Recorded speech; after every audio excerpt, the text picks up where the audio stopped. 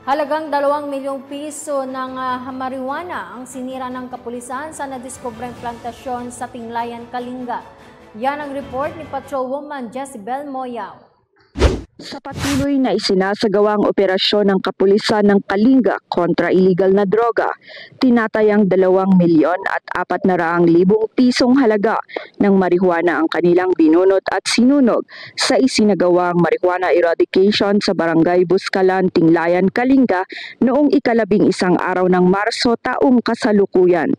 Matagumpay ang operasyon dahil sa pinagsamang puwersa ng 2nd Kalinga Provincial Mobile Force Company, Lubuagan Municipal Police Station, Tinglayan Municipal Police Station at Provincial Intelligence Unit Drug Enforcement Unit Kalinga Police Provincial Office.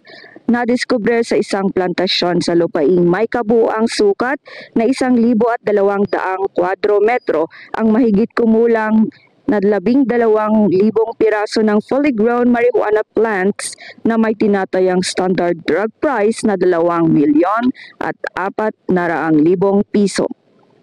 Ang walang humpay na operasyon ng Kalinga PNP ay tugon sa programa ng ating Pangulong Ferdinand Romualdez Marcos Jr. sa pakikipaglaban sa problema ng illegal na droga. Kaya naman, ang buong kapulisan ng Kalinga ay patuloy na paiigtingin ang kanilang kampanya kontra illegal na droga upang mapanatili ang kaayusan at kaligtasan ng ating komunidad patungo sa bagong Pilipinas.